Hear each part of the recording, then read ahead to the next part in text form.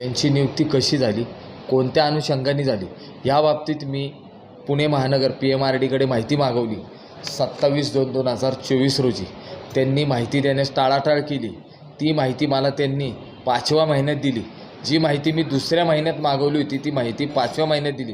आणि ती माहिती आल्यानंतर असे उघड झाले की त्यांच्याकडे कुठल्याच प्रकारचे अधिकार, सहीचे अधिकार असतील किंवा आराखडा तयार करण्याचे अधिकार असतील. मुळात विवेक खडवडकर हे पथ विभागाचे पुणे महानगरपालिकेचे ते अभियंता होते. मग पथ विभागाचे अभियंत्यांना PMRDचे जे काही DP प्लॅन्स असतील, काही असतील किंवा जे इतर ज्यांचे काही अधिकार असतील किंवा काही सँक्शन्स असतील, DP रोड वगैरे, ते करण्याचं त्यांच्याकडे काही नॉलेज होतं का? बरं, ही व्यक्ती शासनाच्या नियमानुसार 1 वर्षाकरिता किंवा 2 वर्षाकरिता नियुक्ती करण्यात आली होती. तर ही व्यक्ती, हे अधिकारी साहेब महोदय 8 वर्ष एका पदावर का होते? कोणाच्या आशीर्वादाने होते?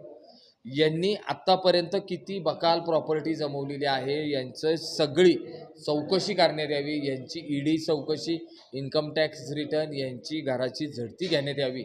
व ह्या अधिकाऱ्यांची हे कोणाच्या आशीर्वादाने बसले, कुठे बसले, कशासाठी बसले? मुळात PMRD म्हणते की यांच्याकडे सहीचे अधिकार नव्हते.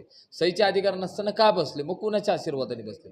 ही सखोल चौकशी मुख्यमंत्री साहेबांनी करण्यात यावी व ही सखोल चौकशी करून योग्य ती कारवाई करून अशा भ्रष्ट अधिकाऱ्यांवर योग्य ती कारवाई करून गुन्हा दाखल सुद्धा करण्यात यावा.